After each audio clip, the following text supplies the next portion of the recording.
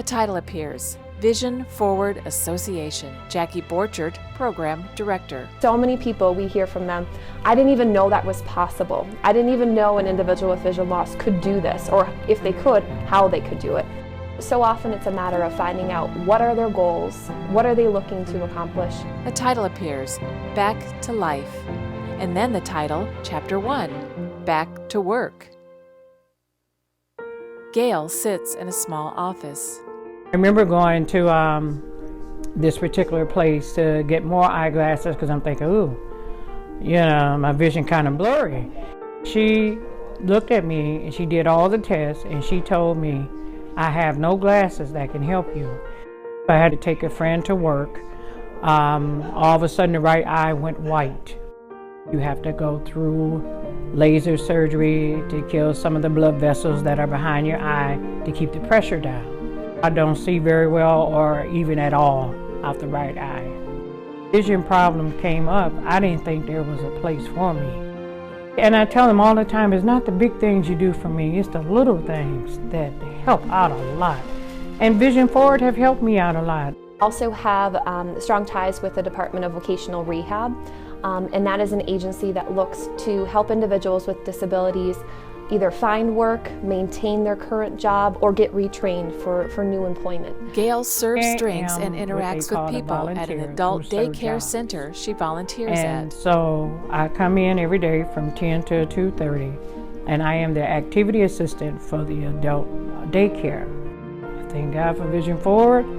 I thank God that Vision Forward give me the independence back that I used to have. I'm good. Chapter 2, Back to School.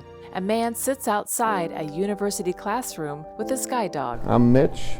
I was born in Birmingham, Alabama. I was diagnosed with retinitis pigmentosa when I was 12. And then I slipped on some ice here in Wisconsin and had to have a surgery.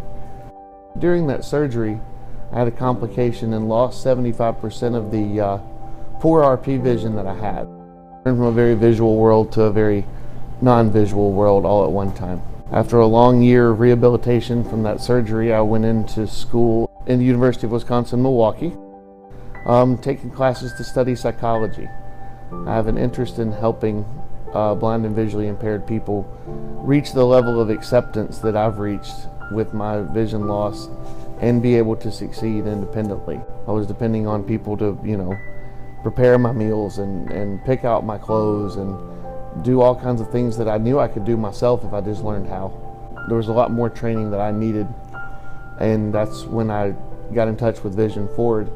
Really provide individuals with that hope that they can continue to live a full, independent life and really find so much meaning. I've found a lot of support there and met a lot of people, attended and started going to a couple of different other groups that meet.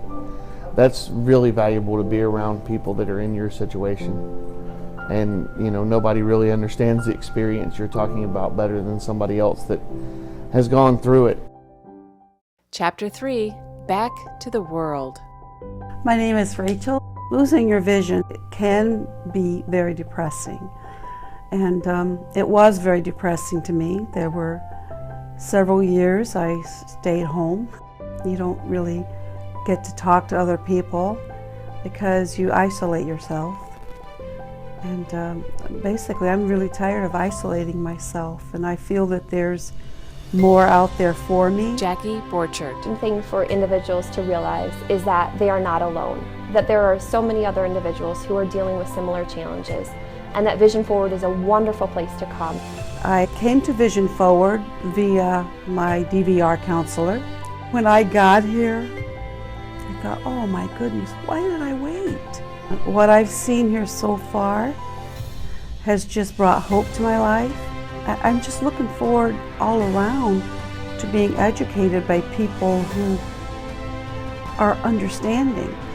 I'm not alone in this adventure that I'm forced to live. Chapter 4, Back to Your Passion. Anthony sits at a kitchen table. I started off with a mild cataract surgery, and it progressed into glaucoma, into a little iritis. This runs in my family. I knew it would come sooner or later, but I just never thought in my 20s. And then it progressed into me years later getting my right eye removed. I had the feeling of why me so early in life, which is the worst thing you could always do to yourself. The hospitals did everything they could for my eyes, but they don't teach you how to deal with it.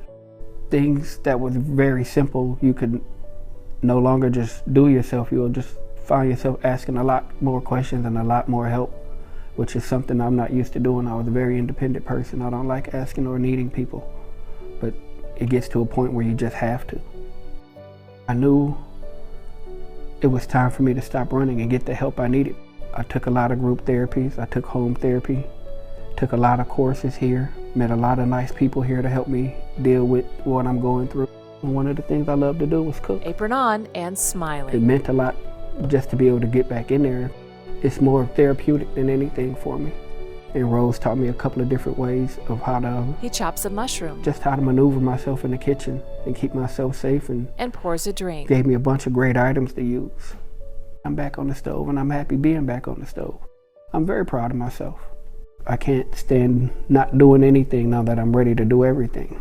Chapter 5, Back to You, Jackie Borchert. It's a profound impact that we can have in terms of helping them to achieve their goals and to really understand the ability as opposed to the disability that individuals with vision loss face. Gail, I have a disability, but I am not disabled by no means. Mitch, I've learned a lot in my time receiving services there and continue to learn. It's very professional, very well done, and very effective. Anthony, It just made me feel good again, which is something I hadn't felt in a long time. If you're struggling with a visual impairment, Rachel, you won't feel alone, and your fears will diminish, I can guarantee you. and Jackie. We recognize that taking the first step to come to Vision Forward can be a huge challenge, but it's so important to come through our doors because we can connect you with support, education, specialized training that truly will make a profound impact on your life and will help you to achieve your goals. Contact Vision Forward today. The web address is vision-forward.org and the phone number is 414-615-0100.